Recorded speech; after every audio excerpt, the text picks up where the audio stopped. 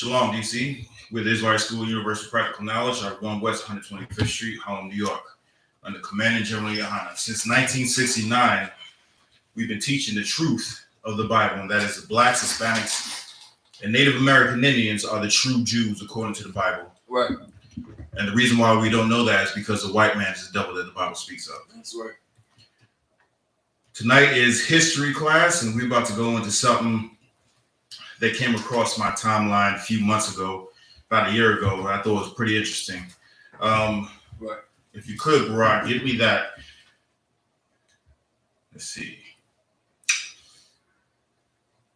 We're going to go into, give me that Palmares article that I sent you. What came across my timeline, I had an interest in Brazil a while back. Well, still do. And one of the reasons why is because I read an article on how Brazil, the economy of Brazil, overtook that of the UK's economy, and Right. they became like I want to say the sixth most equitable nation on earth.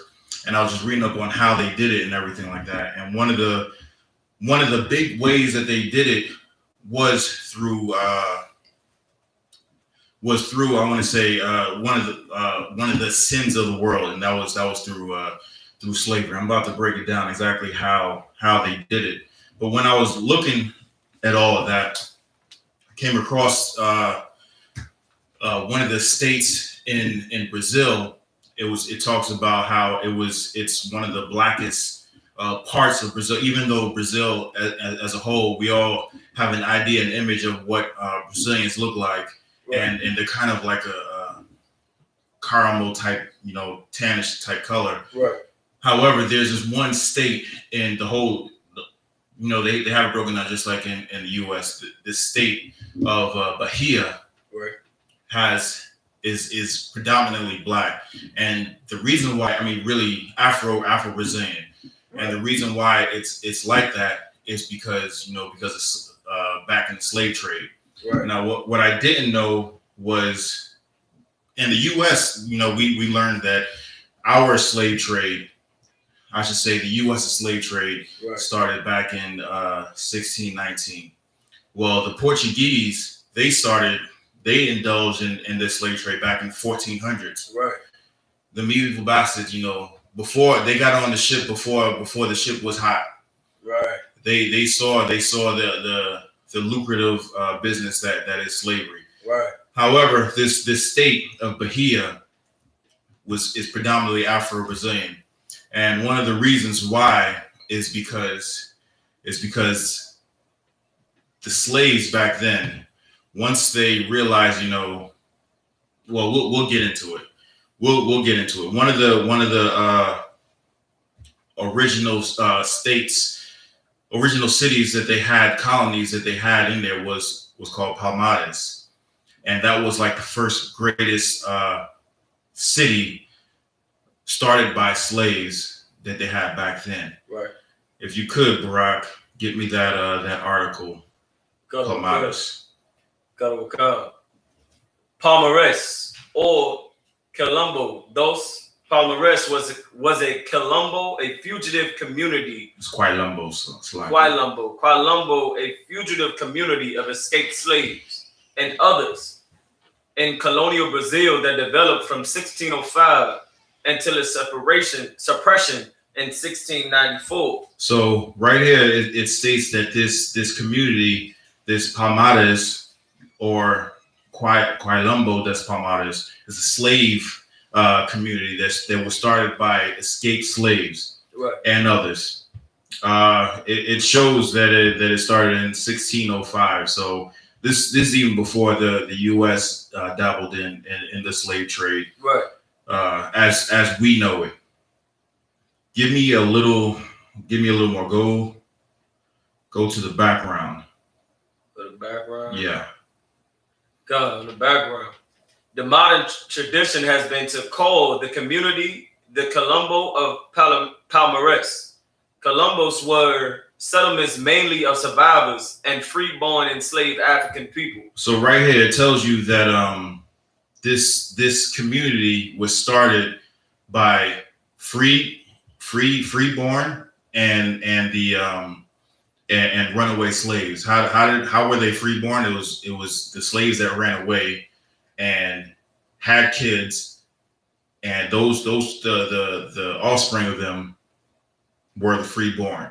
Right. So this community is telling you that once they got out from under the oppressor, they started their own community and started to thrive. And it's going to show you just how much they thrived back in the 1600s. Back in the 1600s.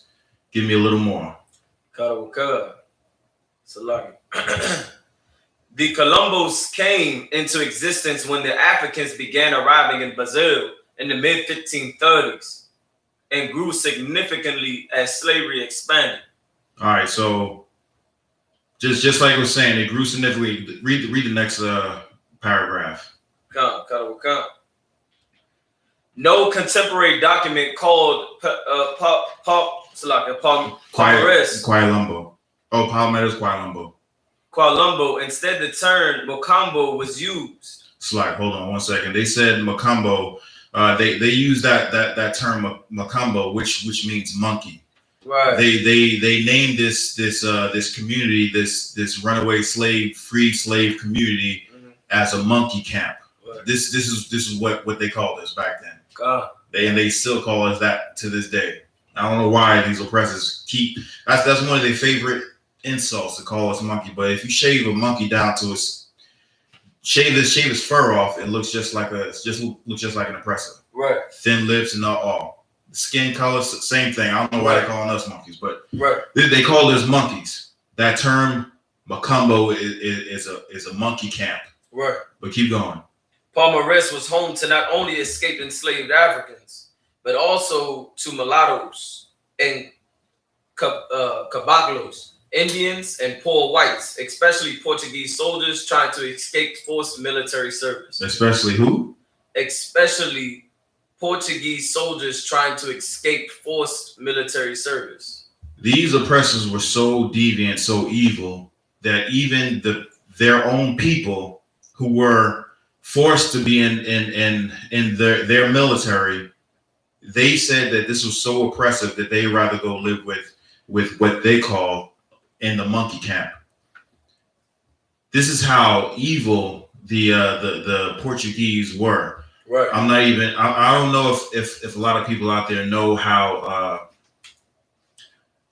oppressive the Portuguese were, but back in those days, especially it's even in the Caribbean, this happened a lot in the Caribbean, right, where they would work the slaves so hard that they wouldn't care if they died. They would just import more slaves. They would order more slaves because the work was so strenuous, the climate was so strenuous, right, that they would literally work them to death. Right. They would work them so hard that the muscle on their bone would come apart from their bone.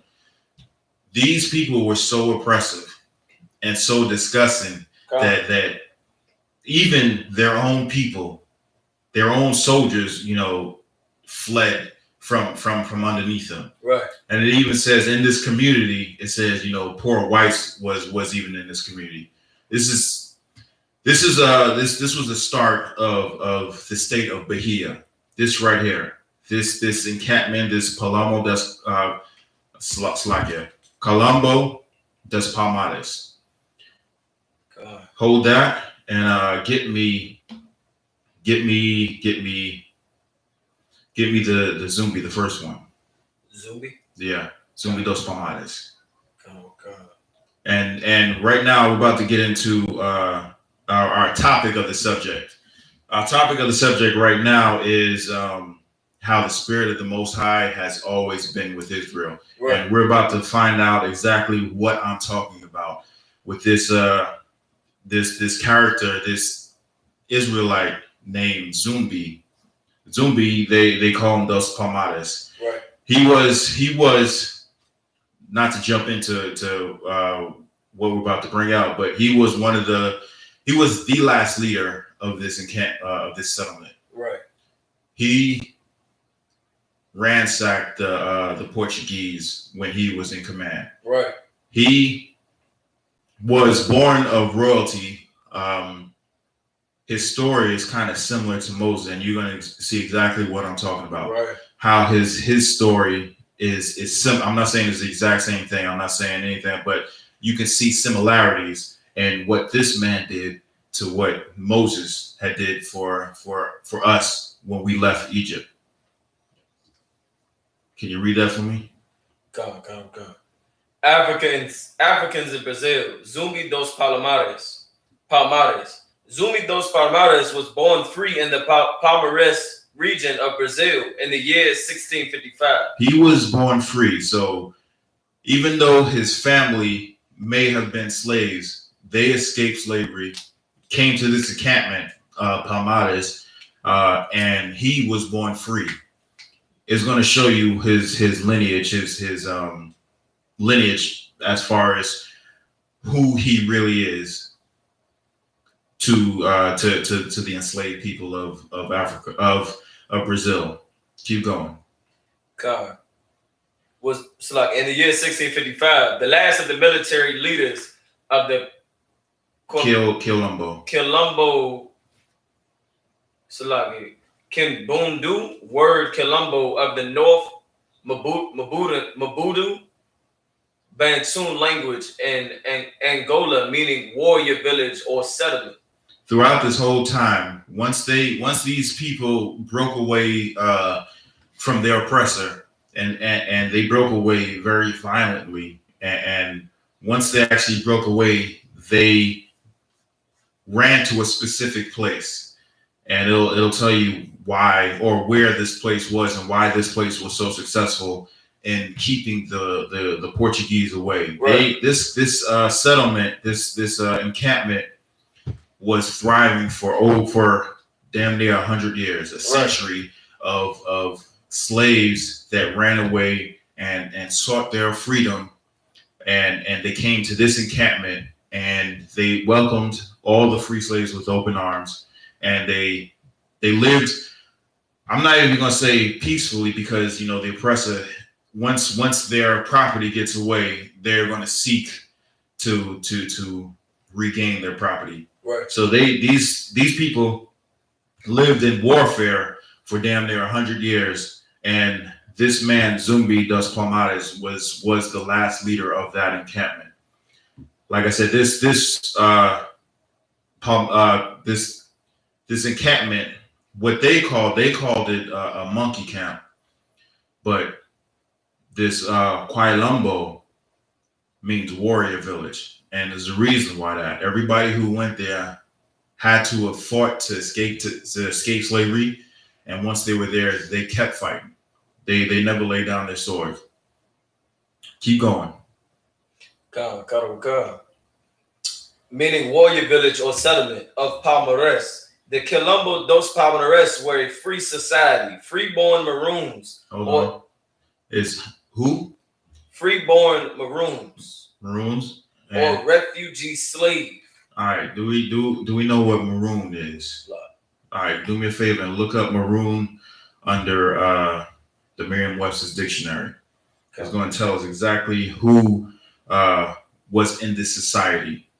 It says the freeborn. It said maroons and refugee slaves. We know what freeborn is. People who weren't in slavery. These people were born free. Just like this man Zumbi. Zumbi was born free. And he was born free of refugee slaves, people who were slaves, but they got the hell up out of there. Tell me when you got it. To put ashore on a desolate island or coast and leave to one's fate. To place or leave in isolation or without hope of ready escape. Keep going. That's the end of it. A person who was marooned.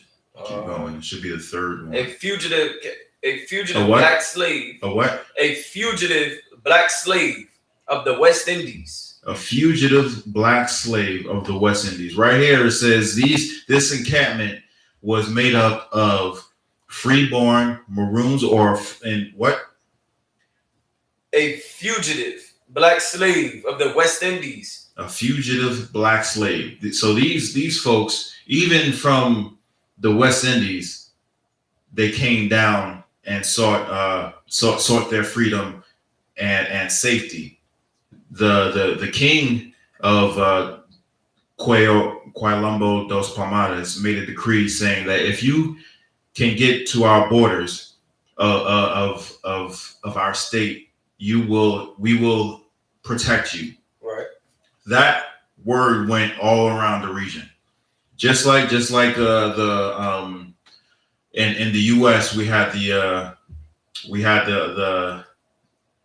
Underground Railroad that went north as well as went south.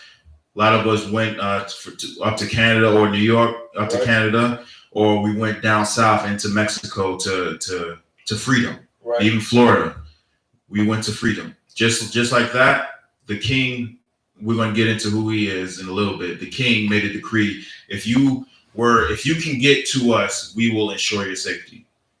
So this community is set up for freeborns, maroons, and refugee slaves. Keep going.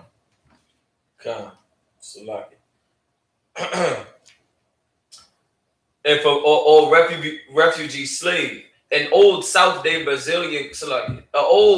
American republic, which included the present-day Brazilian coastal state of Alagoas, Brazil.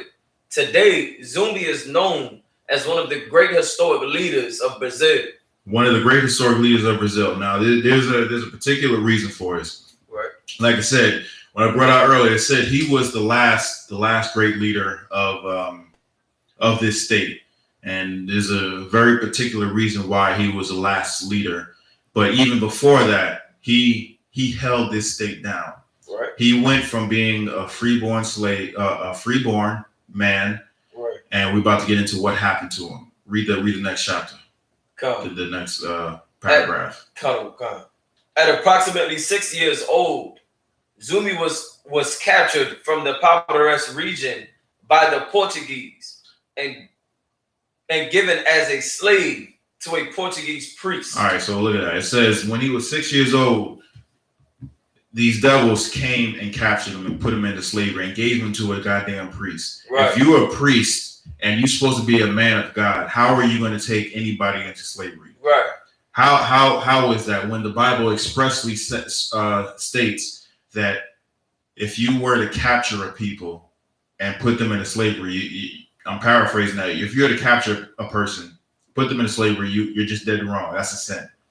If this is a priest who is supposed to be bringing out the word of the Most High to the people, how can he skip over that? Right. He can skip over that because he doesn't understand it. And if he did understand it, he's only out for himself. Just like the way the Christian church is right now, just like the Catholic church is right now. Right. These people are only out for themselves. They care nothing for the people, one, and nothing for about what the Most High has to say. Right. You're supposed to be if you're a priest, you're supposed to be well versed in this book. Right. In these law, statutes, and commandments. You're supposed to know this front and back. Right. If you want to call yourself a priest. Right. But this devil is no priest at all. How can you take a child from just kidnap a kid and then put him in slavery? Right. So from the time of 6 years old, he was a slave. And while he was there, the Portuguese, they taught him, they brought him up in their way. They taught him, Portuguese, the language. Of course, because he wasn't speaking Portuguese, he was speaking the language that the men in the camp spoke. But while he was there, he learned Portuguese, he learned Latin, he learned how to be a Catholic priest. Right. Read from 1670. Read from 1670? Yeah, in that same paragraph. It says in 1670. Right. In 1670, at 15 years old, Zumbi escaped and returned to his birthplace, where he soon became known as Capoeira, master in the roda, wheel, or circle. All right, so basically, he wasn't there for the long. If we think back to our time before we were 6 years old, there's very little that we can remember. Right. But there's one thing that this man remembered was he wasn't supposed to be in captivity. Right. He knew he wasn't supposed to be like this. Right. He was a free man. He was born free. Even though he really didn't experience freedom as a child, he knew that this wasn't for him. Right. So by the time he was 15 years old, he got up out of there real quick and learned to fight. It said he became a master in capoeira. That's if anybody doesn't know, that's the Brazilian martial arts. What I wouldn't even say Brazilian. They do this predominantly in Brazil, but they do this all over South America and even in Central America, right. the Caribbean islands as well. Right. Where it's sort of like it's like a fake dance where they're learning some sort of this form of martial arts to hide the fact that they can fight, and to the untrained eye, to what the masses, the oppressors at the time thought that they were just dancing. It really was a form of martial arts. So they would do a lot of back and forth, a lot of flips, and a lot of that would mask their practice to defend themselves. Why? Because they knew who their enemies are. Unlike where we are today, most of us don't know who our enemy is. Right. Who has always been our enemy. Right. And it says from the scripture there, who has perpetual hatred for us. Right. These people have always been our enemies. Back then, they knew who their enemies were, and they sought to learn any form to protect themselves. Right. Not only did they protect themselves by this form of martial arts, but they protected themselves with anything that they could, just like with the weapons that they use, or I would say the tools that they use in the fields and in the houses they use as in training, just in case if something pop off. Right. They can go to their stash and defend themselves. And that's most likely how a lot of these slaves that got away and actually reached Quilombos dos Palmares. Right. A lot of them learned, if they didn't know how to do capoeira, they learned it once they got there. Right. But even if they didn't know, this was a widespread practice throughout that region, that a lot of people knew how to do capoeira. Right. And for the life of me, I don't know how in the world they could hide this for so long and just sneak it under their nose, under the oppressor's nose. Right. For so long. Damn near everybody knew how to do capoeira. But once they got to the settlement, they became, masters in it. Just like this man right here. All right, keep going. Come. Capoeira, so like in the Roda, wheel or circle of Palmares, practitioners of this African martial art. By his early 20s, he became a respected military strategist. All right, so it says in his early 20s, he became a respected military strategist. So even though he knew how to fight hand-to-hand combat, he became a well-respected military strategist. Right. So he knew how to fight. And once you actually got to this state, you were protected. Not only were you protected, you were expected to hold down the camp. If you were able, you were expected to go and fight once the oppressor comes, because the oppressor was definitely going to come. There was no laying on your laurels. I made it to freedom. They were surrounded. If you look at it, they were surrounded by the oppressor. Brazil is huge. This was just one state in Brazil. These people were surrounded, and it actually shows. It goes into how long. How big this settlement was. Hold this and get me the last one that I send you. No, that's not it. Give me the last one that I sent you. Go on.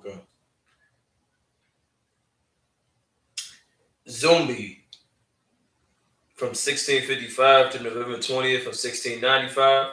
Also known as Zumbi dos Palmares. Hold on. It says from November 20th 1695. Right. As I brought out earlier, this settlement lasted until 94. 1694. There's a reason why this settlement lasted. He died 1 year later. We're going to get into that. We're going to get into that. Why is that? It's not a coincidence. We're going to get into exactly why why this happened this way. Keep going. Come. Zumbi dos Palmares was a Brazilian of Congo origin and a Quilombo.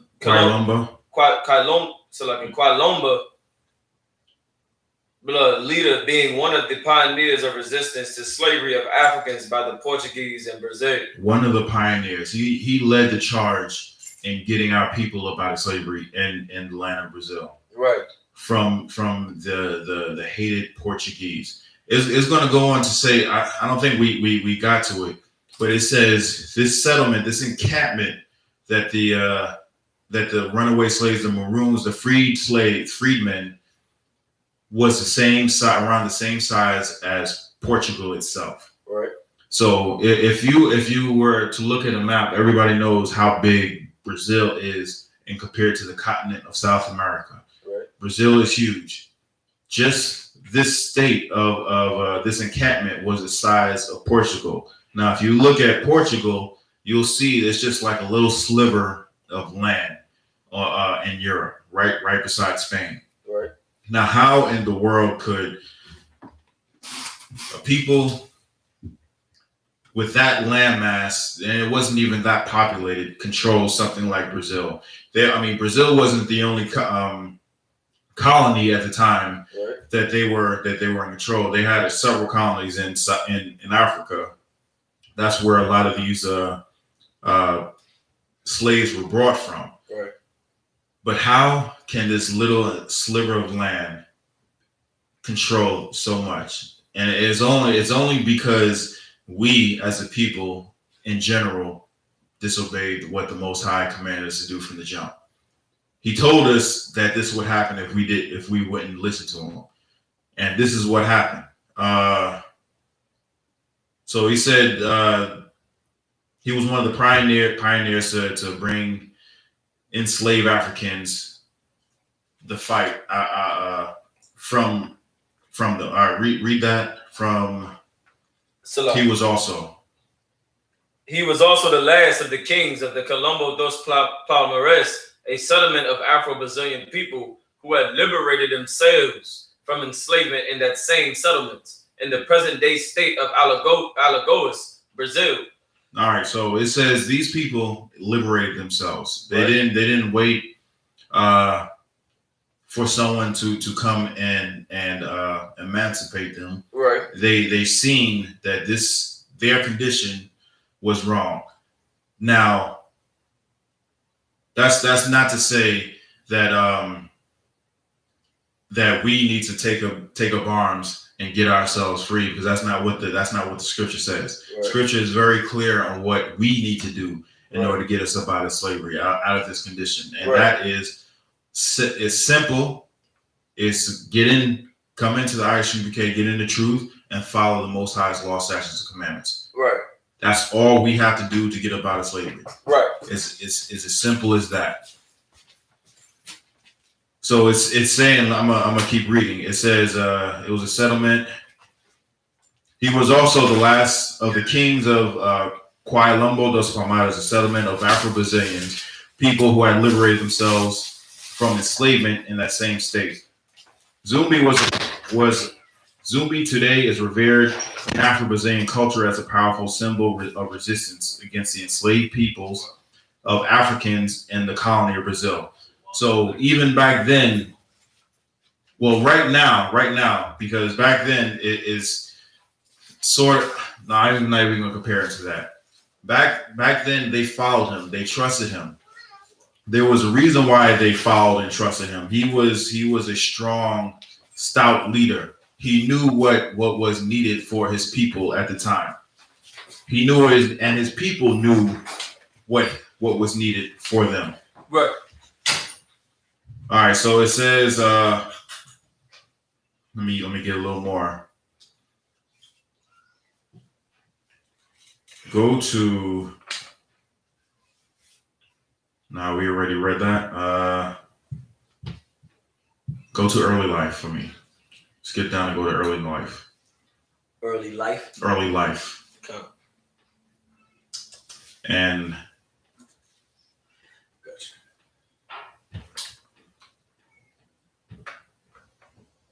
go down to despite attempts to subjugate him. Tell me when you get that. So Zumbi was a leader of a people who escaped their captivity, and they put him over them. So this was one already a hard people. They didn't want to go back into slavery, Right. most of them.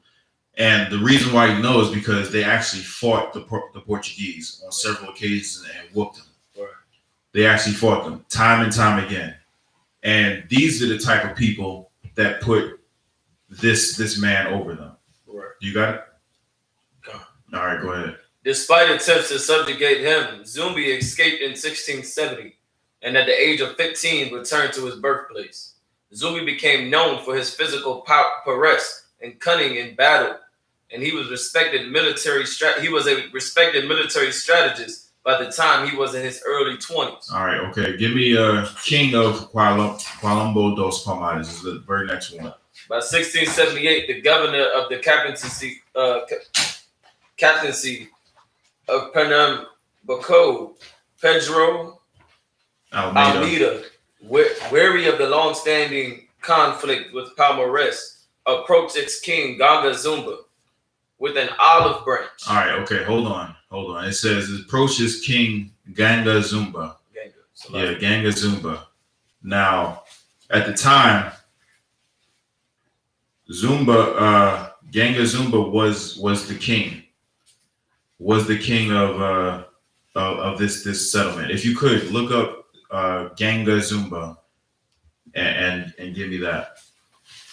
Ganga Zumba was the king. Zumbi was his right hand man, and that's who we're going into. Was his right hand man. Zumbi was the commander in chief of the armies or the militia that that this encampment had. So whenever they had battles, and they had several battles where it was them against the Portuguese. The Portuguese had weapons. They had an organized military, and the enslaved people, or the freed people, I should say, who fought their way to freedom, actually had tools of farming to get themselves about a freedom and defend themselves. Once they actually started fighting the Portuguese, they and started winning. What they did was they took their weapons and used it against them. So this once mighty and powerful people were going up against former slaves and runaway slaves, and they were getting their butts whipped. And we just read that the Portuguese came to the king with an olive branch. If you were such a powerful people, how could you come to a monkey camp, as what they called it? How can you come to a monkey camp with an olive branch? You're supposed to come down with a fist of iron. Right. Concert. And I was listening in the car, of course. What you're saying is so heavy. There's a reason why we don't hear about these stories, because this defeats the myth that none of us rose up in slavery, that we all was just docile. Because the white man knows if we hear these stories about what our forefathers did, it would inspire us to do the same thing. That's why Virginia tried to erase Nat Turner, and that's why we don't hear about this with our brothers down there in Brazil. Right. That's a powerful point. That's a powerful point. Because they once they hear that people like us in our same condition actually rose up and defeated the oppressor, they need to oppress that story by all means necessary. Right. And if they can't oppress that whole situation, they're going to oppress suppress the story. Right. So no one can hear about this. We cannot let this get out. Otherwise, everybody is going to either rise up against their masters, or they're going to come and join this people and fight for them and become, as one. Right. So it would behoove the slave master to suppress anything that they could when it comes to insurrections like this. Slack, do you have it? Come. All right, give me that. Gang Zuma was the first of the leaders of Quilombo dos Palmares, or Angola Ganja. All right, so it says he was the first leader. Now, does it say what year he became a leader? I'm not sure. I don't think it's actually going to say. But like I said, this encampment was there for damn near 100 years. So they didn't really have a lead. They just banded together. Like, hey, the oppressor's coming. We need to band together. So they just banded together. When this man came around, he actually led the people. They put him over them and led the people to many victories. Keep going. I think it was 1630. Oh wait, no, it was more. Keep going over what I had. Yeah.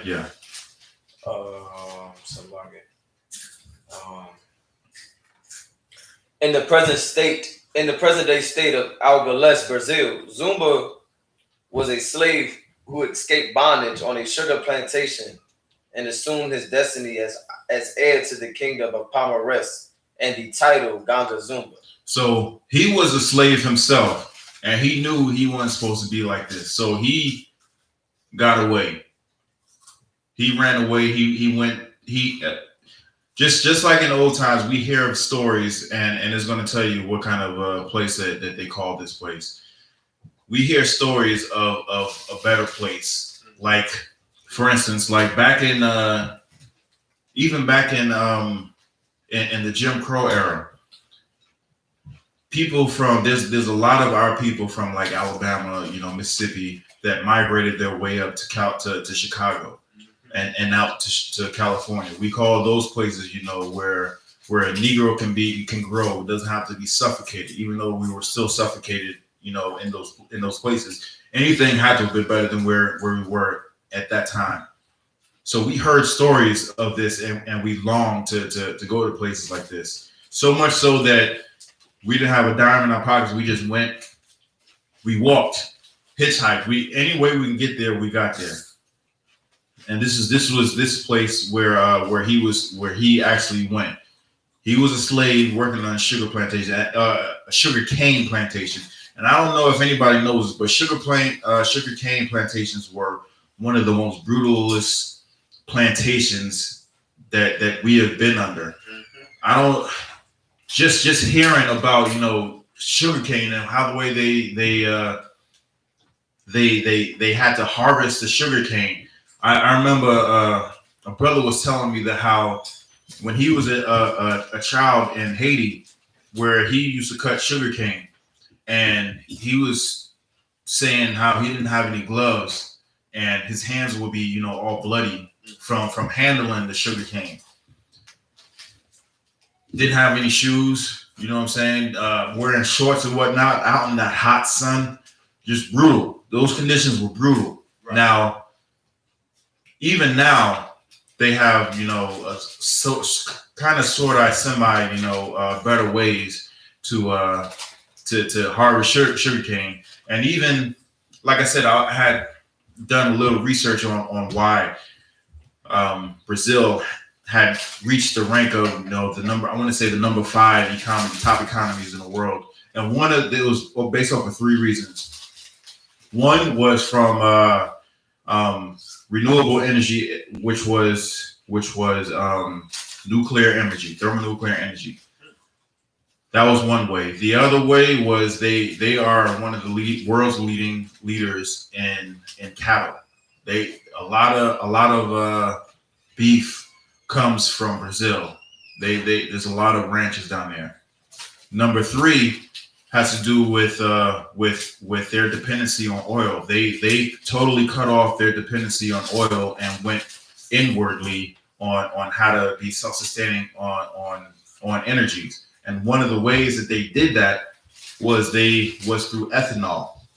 They took the sugar and made that into a renewable energy source. So they didn't have to use oil like the way they did. Right. And the reason why they got to do that is because one of their prized crop back in slavery was sugarcane.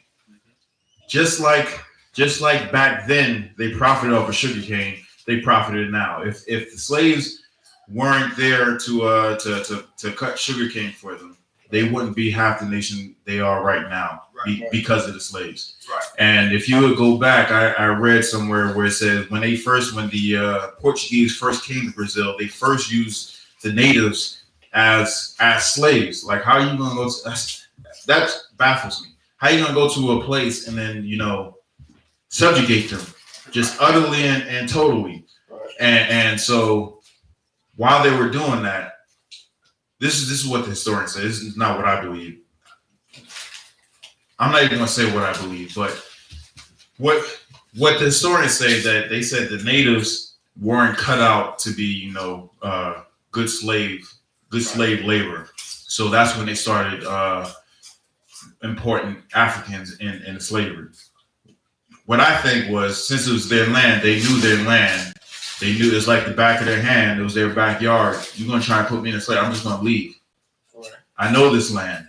I'm gonna go anywhere. I grew up on this land. My ancestors, my forefathers told me what to eat. My forefathers told me where to go. Right. If you hear a certain noise, you need to go away from that noise. If you hear the same type of noise, but it's just a little slightly different, is no sweat. So they knew this land and they used it against the oppressor. And that's why, in my opinion, that's why the oppressor was like, well, we can't use them. Concept. So, like, if I make a question, what you're saying is so heavy. While the oppressor makes up lies and slanders us as a people, it's well documented that Brazil, underneath the Portuguese and in the Caribbean, were the worst slaveries over here on the Western Hemisphere. Right. And the reason why they had to go and get us from Africa, from the west coast of Africa, is because they were killing our brothers so fast because of the harsh labor they suffered in the Brazil and the Caribbean. And so they had to replace that workforce. You know what I'm saying? That's well documented that we were dying so fast. That's spot on. The Portuguese were brutal slave masters. Right. Brutal slave masters. They killed us just as fast as we were able to get there. Right. As soon as a batch of enslaved peoples got there, the previous batch were dying off. So they just had to just order more slack for that saying like that. But they imported more and more slaves just to keep up with their labor. Right. Instead of treating the people fairly. First of all, you shouldn't even have a people enslaved like that. That's right. But these bastards were just, brutal. Totally brutal. So we're still on King Zumbi, right? Give me some more on King Zumbi. The definition I had, King Zumba. That was the definition I had. That was pretty much it on that. No, it's not the definition. It was who? You talking about Ganga Zumba? Ganga Zumba, yeah, Ganga Zumba. Yeah, kind of. What I had on him, that was pretty much it. It started to reiterate the same thing as far as Zumbi. It went back to the story of Zumbi, like the couple of articles that I looked at so far. All right, okay, so who Ganga Zumba was? There was a war, and actually there was one that's like, if I made it with one that had said like that word you mentioned of what it is, all that he had lost, all the family members that was taken. Yeah, give me that. God. Give me that. It's going to tell you how Ganga Zumba got into slavery, what all he had lost.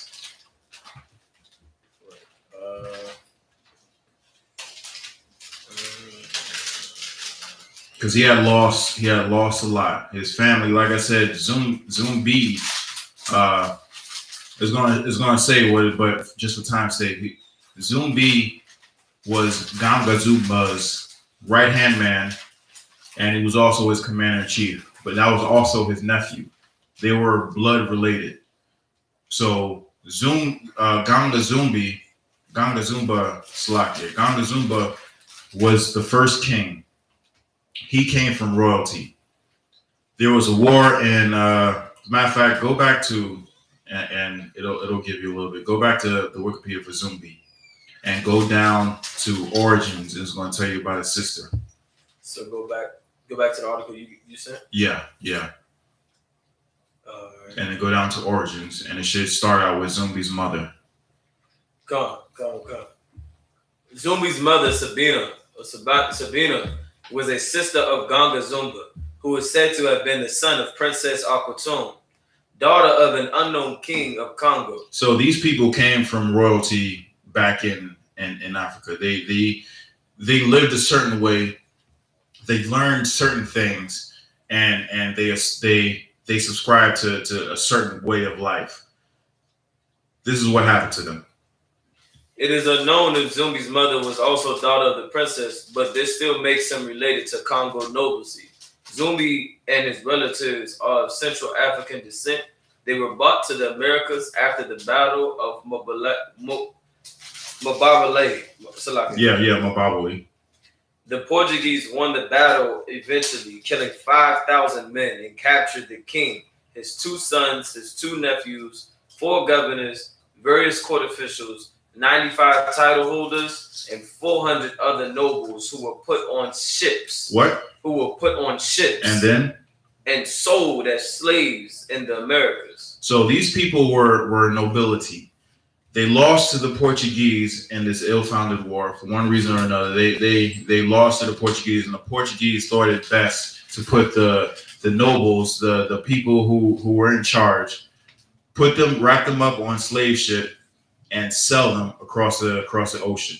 Not all of them went to Brazil, the colony of Brazil at the time. Some they got split up, but it was as you can read, it was a good number of them. It was mostly his family, the close people, that actually had the gall, the nerve to stand up to the Portuguese, and they sold these people into slavery.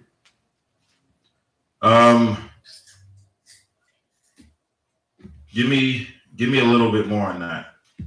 It is very probable that Ganga and Sabina were among these nobles. The whereabouts of the rest of the individuals captured after the Battle of Mababale is unknown. Some are believed to have been sent to Spanish America, but Ganga Zumba, his brother Zona, and Sabina were made slaves at the plantation of Santa Rita in the captaincy of Pernambuco, in what is now northeast Brazil. From there, they escaped to Palmares. So these people were brought. They actually survived the transatlantic slave trade, brought into Brazil, were worked halfway to death, and once they actually heard of this encampment, because this encampment was there before they actually got there, they actually ran away to this encampment, Quilombo dos Palmares, or what the Portuguese so lovingly called them, the monkey camp. So they knew, like I said, they were actually royalty. These people were actually royalty, and they actually knew who they were according to their own history. So do me a favor and get me the liberal arts article. I'm gonna get a little more. Just get me down to past the map. Right below the map. Yeah, right below the map. Come. Slavery in Brazil. Although the Portuguese arrived in Brazil in 1500, it took over a half a century for them to establish an economy.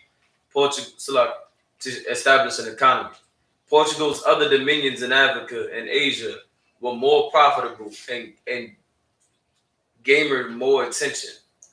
The crown only established a strict bureaucracy in 1549 to fight all French and British incursions into Brazil. But by the mid-1500s, sugar plantations began to spring up in the Northeast. So like I said, they made their money off of sugar. They made their money off of sugar back then. They overtook the UK as a world economy with the help of sugar.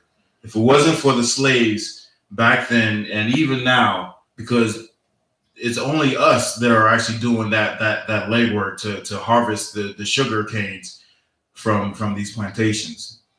Right. It's the same way as it was back then, the same way as it is now. Right. The people who actually own these plantations are not of Israel. Right now, Brazil is, because they had so many,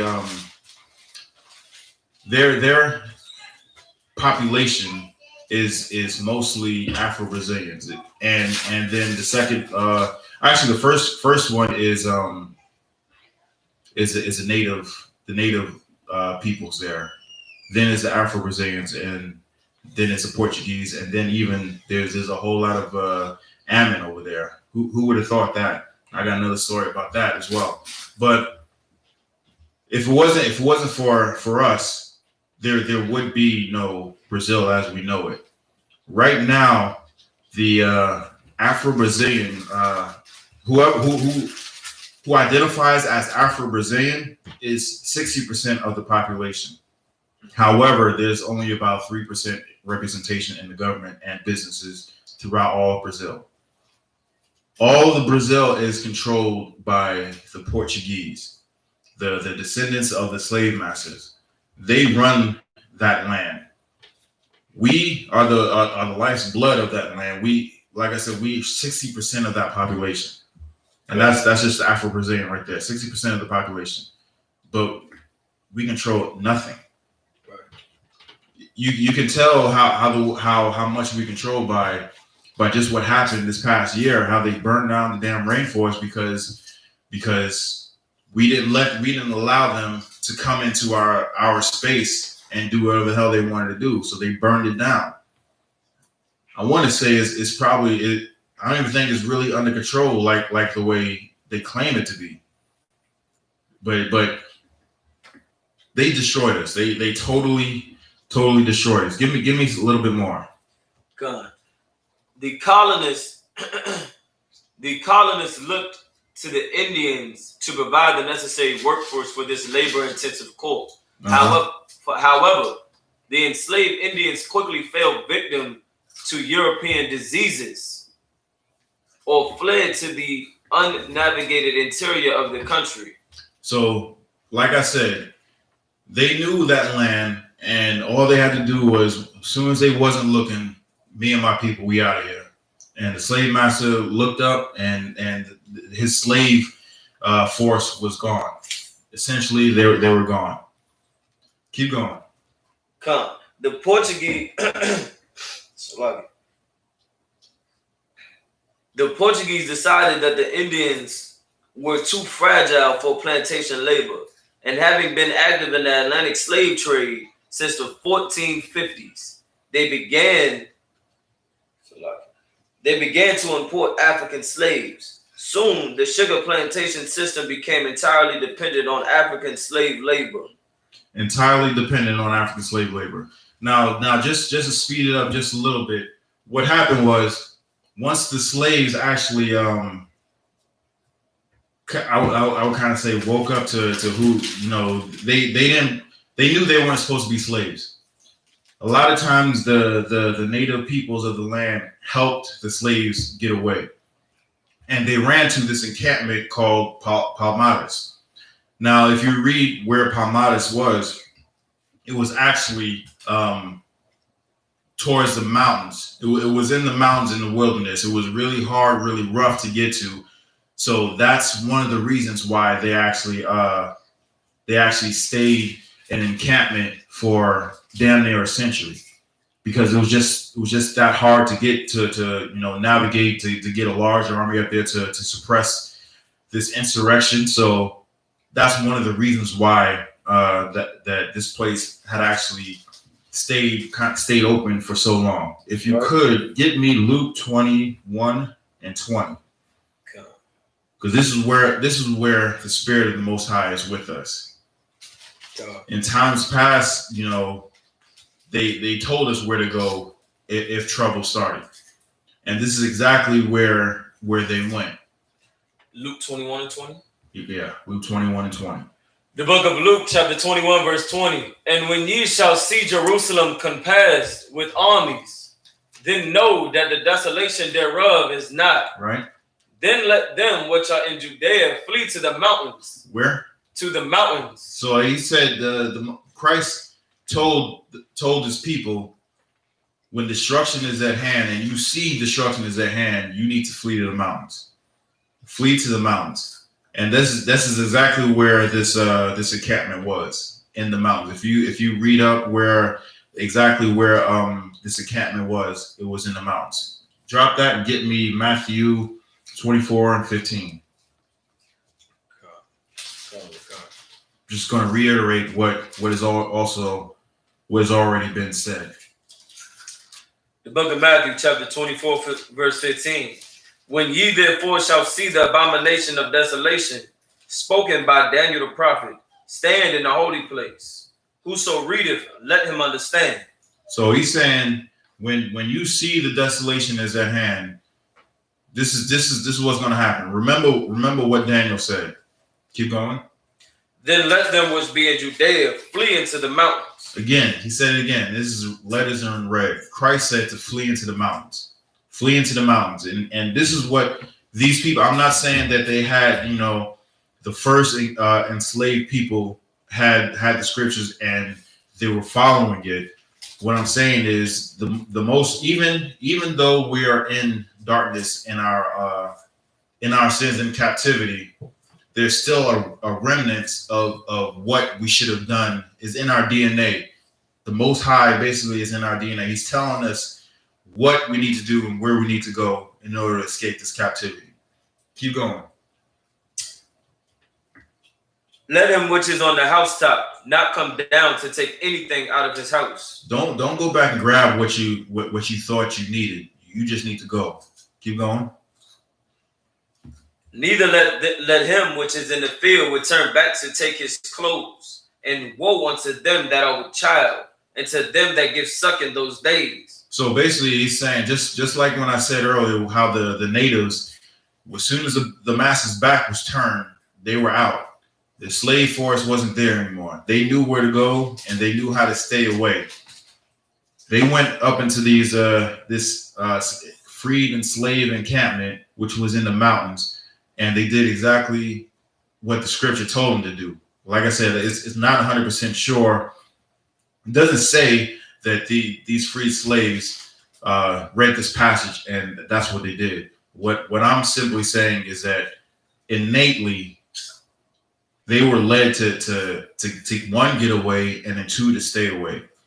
What they did was flee into the mountains. They didn't go back and grab, you know, some victuals for their journey. And it wasn't all at once. This happened over the course of, like I said, a century. It was like something like 95, 96 years that this encampment was there. So these people actually got away and they stayed away. Once they got word that they had safe passage, more and more slaves rose up and went up into the mountains. Get me. You said you don't have the Zumbi one, right?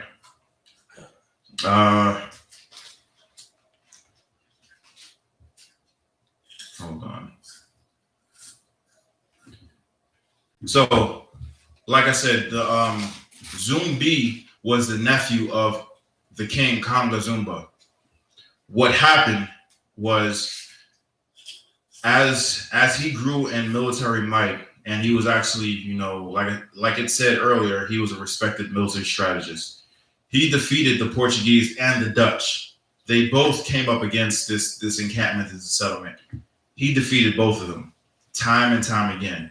He defeated the Dutch so much so that the Portuguese felt that they were just getting in the way, emboldening this encampment, and they eventually drove the Dutch out. The Dutch actually went to Suriname. The Dutch went to Suriname. The Portuguese stayed there. They still tried to fight this encampment. After years and years and years of battle, like in the beginning, it said King Zumba was offered an olive branch to the people of that encampment. Zumbi was totally against that. Was totally against that olive branch.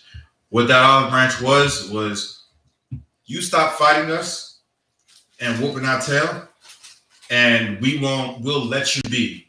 All you have to do is follow our rule. You follow our rule, and we'll let you be. Anybody who's a slave there, they can whoever was a slave and escaped to that land, y'all can keep them. They will be a part of your society. They'll be a part of you. But in the end, you answer to us. Kanga Zumba was like our leaders of today, our Martin Luther Kings, our Malcolm X's, our Al Sharptons. He saw that olive branch as a way out from fighting, and he wanted to take it, and he jumped all over it. Zumbi had the spirit of the Most High. If you can, give me Ecclesiasticus 12 and 10, and read that for me, Baba Shah. Come on. Ecclesiastes chapter 12, verse 10. Never trust thine enemy. What? Never trust thine enemy. Like I said, back then, they knew who their enemies were.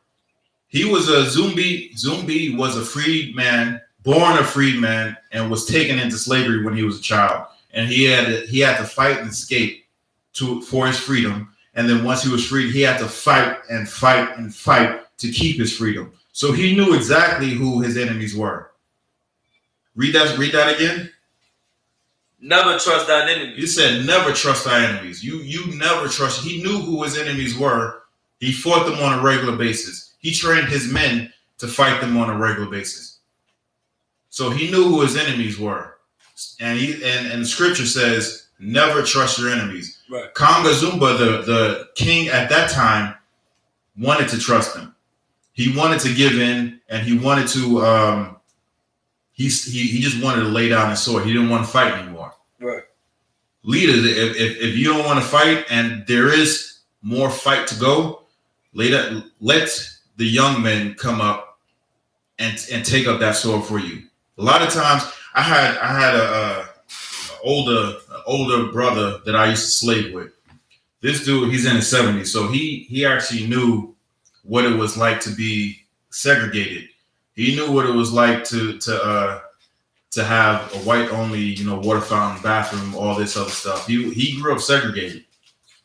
He went through the military and other government agencies during, a time where black people wasn't, welcome, and they still ain't welcome now. They just put on a different face. Right.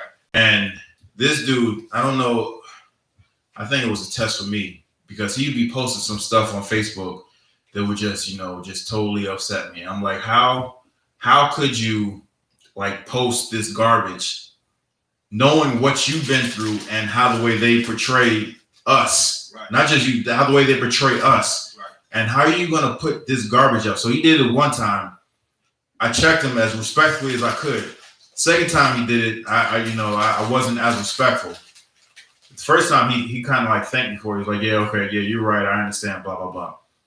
He did the next day, something different, but it was a different post, but it was the same thing. I checked him again. I'm like, yo, what's wrong, man? You got a illness or something. Why are you perpetrating, the supremacist mindset that we bad and they ain't? Are you serious? Third time he did it again, I just took all the gloves off and I was like, man, you's a coon. Right. I couldn't, even though he was an old man, he was old enough to be my grandfather. He just doesn't get it. Why?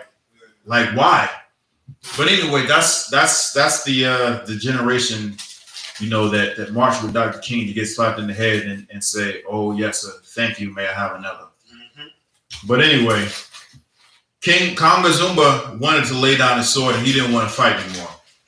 Zumbi was like, nah, we ain't having it. So he took he took the people that believed in him and he went somewhere else to start another encampment. Conga Zumba stayed there, and the people that stayed there accepted this olive branch. And of course, what happened? Read that scripture one more time. God. Matthew 24. No, Ecclesiastes 12 and 10. Never trust thine enemy, for like as iron rusteth, so is his wickedness. Just like an iron rusteth, so is his wickedness. Is that it from that scripture? From 12 and 10. All right, so just as iron rusteth, so is his wickedness. You want to know what happened to that encampment when he accepted that olive branch? You can read up on it. Every person in that encampment became slaves. Every person in that encampment became slaves. Never trust your enemy. Right. That's what the scripture says. And the reason why you don't trust your enemy is specifically because of that. This encampment, this colony, who was about 20 to 30,000 strong, the size of Portugal itself, could not penetrate their defenses. And as soon as they relayed an olive branch and said, "We will not harm you, as all you have to do is follow our rule," they encamped them, and whoever resisted, they killed them and put the rest of everybody there back into slavery. Right. Whereas Zumbi did not listen to his uncle, and he became king. Once his uncle was poisoned, and that's what happened. His uncle was poisoned, and he died. And that's when the Portuguese came in and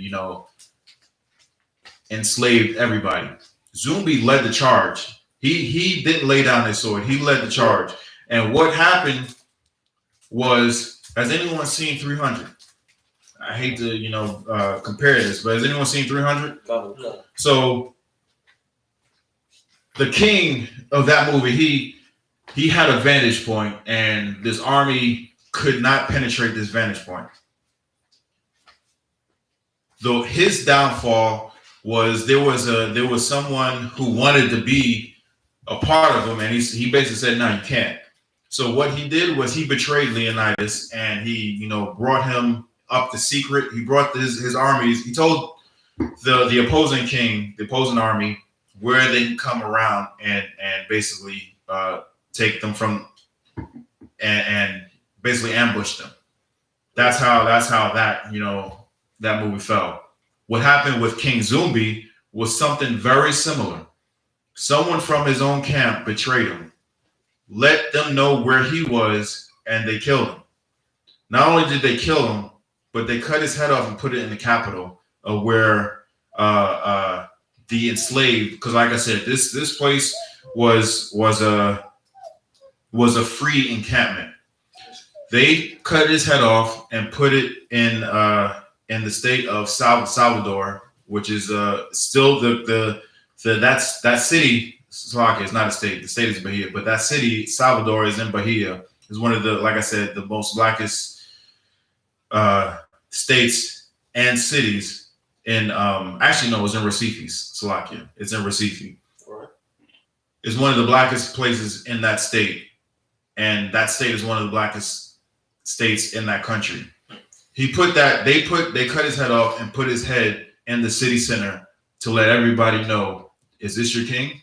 Is this the one you want to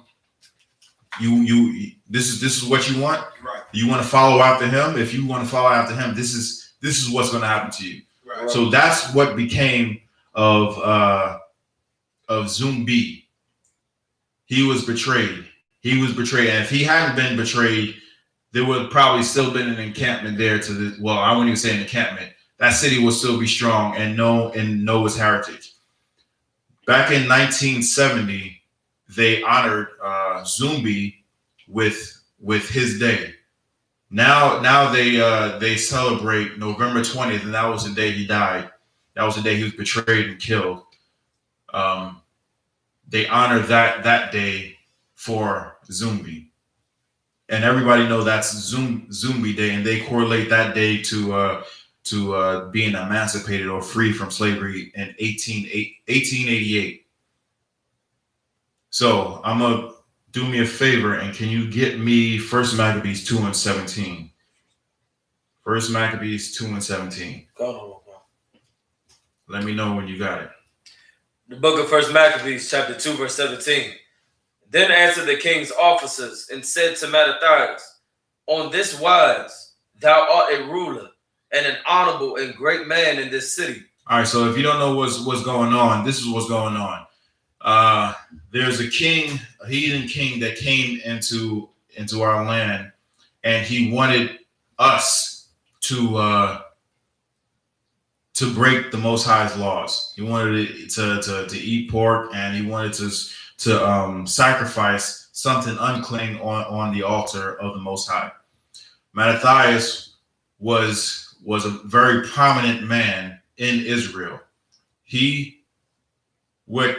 The people know him and know how he is. He is upright.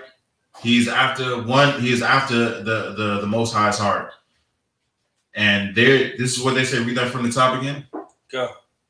Then answered the king's officers and said to Mattathias, on this wise, thou art a ruler and an honorable and great man in this city, and strengthened with sons and brethren. So basically, right now he's buttering him up. He's telling him what he wants to hear. He's saying, giving him his word, like the scripture says, his word is smoother as butter. Right. Keep going.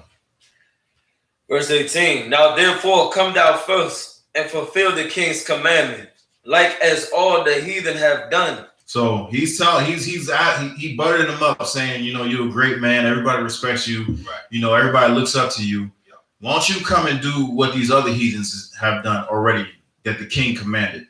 Why don't you come and do that? Keep going. Yeah. And the men of Judah also, and such as remain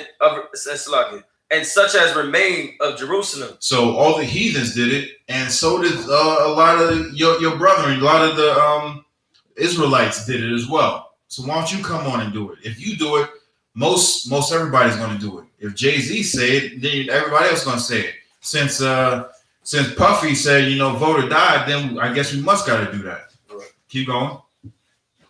So shalt thou and thy house be in the number of the king's friends, and thou and thy children shall be honored with silver and gold and many rewards. So he's saying, if you actually do what the heathens did, what your other brethren did, then you, your kids, and your brethren are going to be counted as friends to him, and we gonna pay you. We're gonna pay you beaucoup money. This is what Mattathias said. Go to 19. Verse 19. Then Mattathias answered and spake with a loud voice. He made it known. Let this be known. Go. Though all the nations that are under the king's dominion obey him and fall away, everyone. Then Mattathias answered and spake with a loud voice. Though all the nations that are under the king's dominion obey him and fall away, everyone from the religion of their fathers, and give consent to his commandments, yet will I and my sons and my brethren walk in the covenant of our fathers. He's like, they can do whatever they want to do, but as for me and my house, that's basically what he's saying. As for me and my house, we ain't gonna do that. We gonna keep to what we are told, what we are commanded to do. Go to the next verse. Go. Verse 20. Yet will I and my sons and my brethren walk in the covenant of our fathers. God forbid that we should forsake the law and the ordinances. God forbid that we should do what you're asking us to do. Because if we do what you're asking us to do, not only is our body in jeopardy of death, but so is our souls. Scripture says, do not fear the man that can kill the body, but fear the one that can kill the body and the soul. Right. This is basically what he's saying. I ain't scared of you. I ain't scared of you, mother. All right, keep going. We will not hearken to the king's words to go from our religion, either on the right hand or the left. We're not gonna sway even a little bit one way or the other. We're gonna do exactly what was told to us. We're gonna do exactly what was told to us. Now, when he had left speaking these words, there came one of the Jews in the sight of all to sacrifice on the altar, which was at Modin, according to the king's command. Now, just as he's saying this, it said he spoke with a loud voice so everybody can hear. Everybody heard what he was saying. Just as soon as he was finished reminding everybody whose they were, they belong to the Most High. You don't have a free will. They belong to the Most High. We're going to see what happened to this cat. Soon as he said that, here comes Jake coming up. Well, I'll do it. Ain't nothing going to happen to me. The king is right here. He's going to kill me if I don't do it. So this Jake came up and sacrificed something unclean on the altar of the Most High. And what happened next? Verse 24, which thing when Mattathias saw, he was inflamed with zeal. He was pissed off. He was so mad. Keep going. And his reins trembled. He was shaking. He was on his horse. He was shaking. His reins was trembling. He was so pissed off. Neither could he forbear to show his anger according to judgment. He couldn't hold it in. He couldn't hold it in. He had to get it out. Wherefore he ran and slew him upon the altar. As soon as he seen that, he couldn't hold it in and ran and killed that dude. He ran and killed that dude. Now, this is not what we're supposed to do. Vengeance is mine, saith the Lord. We cannot see that and kill somebody who's not following the law. Right. That's for the Most High to do. But this Jake thought that he could just, in front of the man of the Lord and just do something like that. Something as wicked and evil as that. And after he killed the man, what'd he do? Verse 25.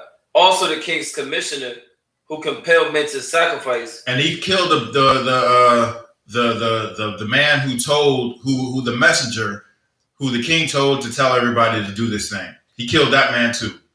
He got it too. He can get the man's too. Right. Keep going. He killed at that time, and the altar he pulled down. And he pulled down the altar because someone sacrificed something unclean to the Most High. That is no, you cannot use that thing anymore.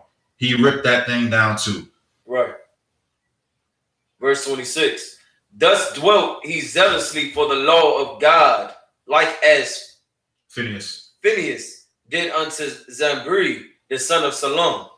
So he said he dealt with zealously, eagerly according to the law. You sacrifice something unclean on the altar of the Most High, you die. That was according to the law of God. Keep going. Go to 27. Come. Verse 27. And Mattathias cried throughout the city with a loud voice, saying, He told everybody, look, listen up. Something's about to go down. Everybody listen up. This is what's going to happen. Keep going. Whosoever is zealous of the law and maintaineth the covenant, let him follow me. He said, if you want to follow the Most High and you want to, you're zealous of the law, follow me. This is what he's saying.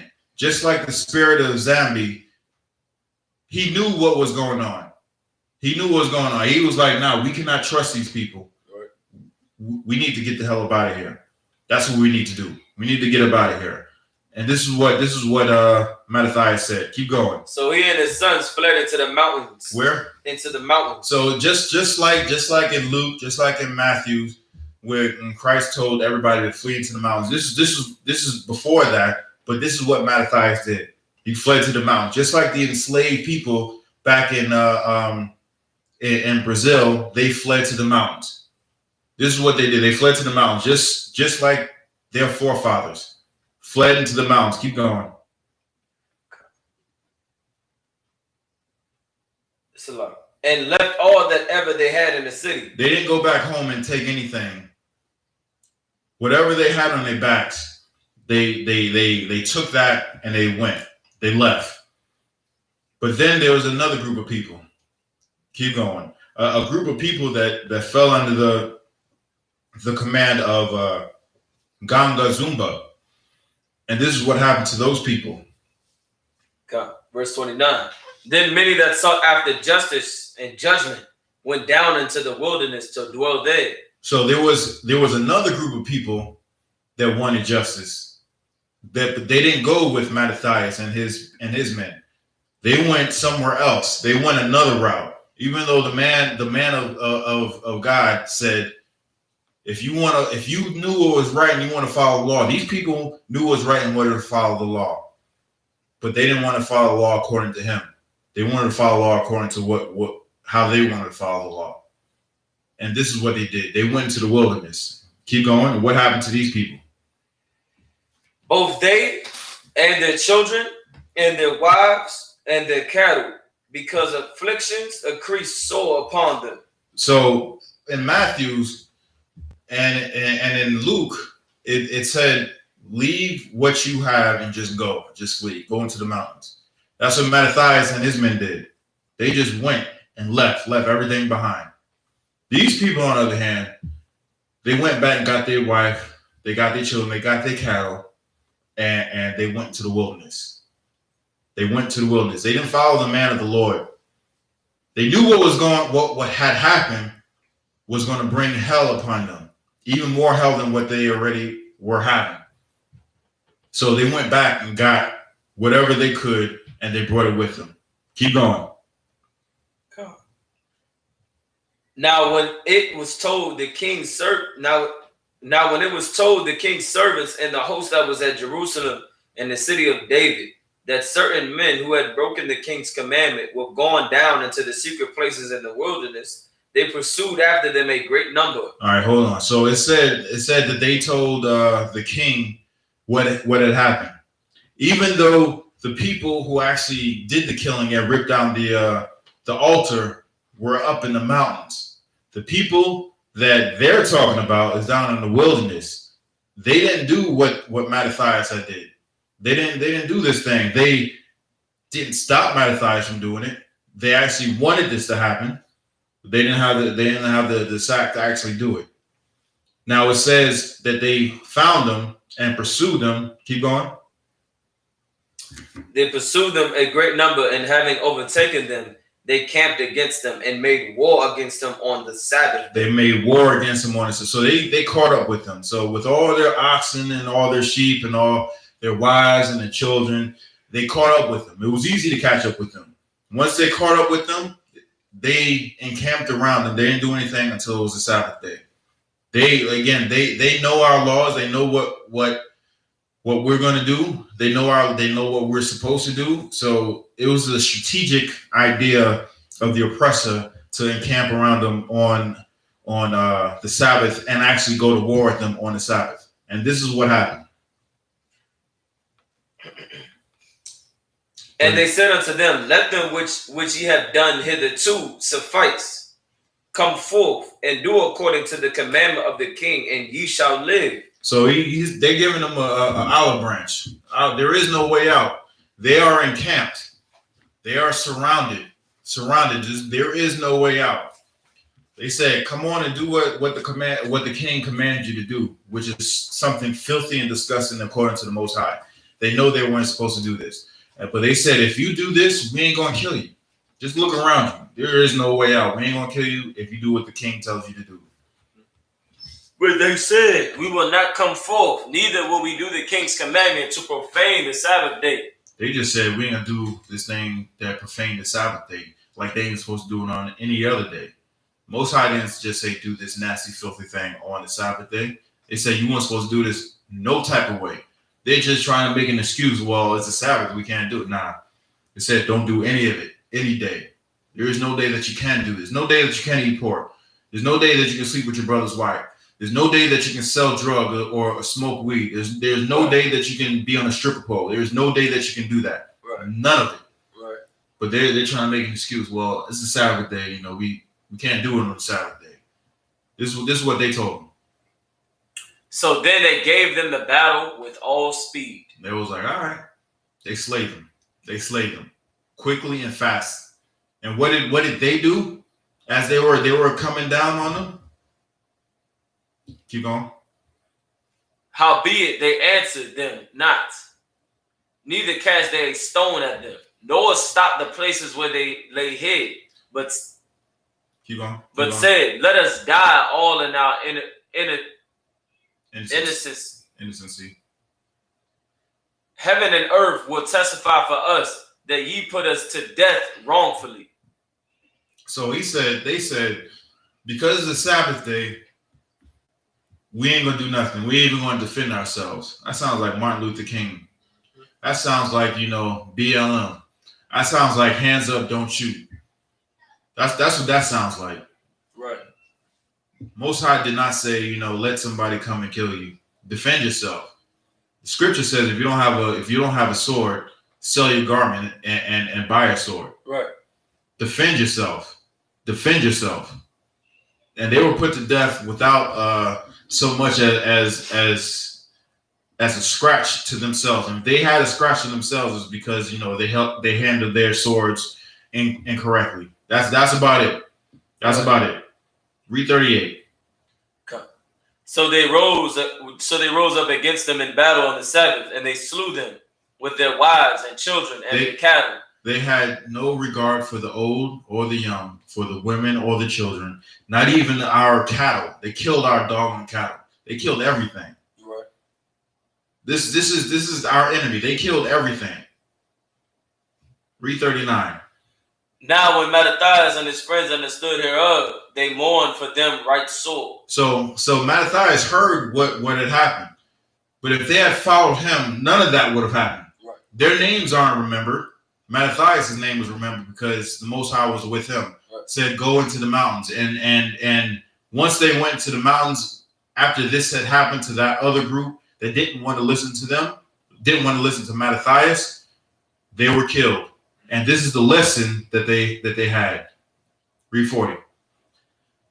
And one of them said to another, if we all do as our brethren have done and fight not for our lives and laws against the heathen, they will now quickly root us out of the earth. They will quickly root us out of the earth. If we don't fight back, they're going to kill us. Right. They're going to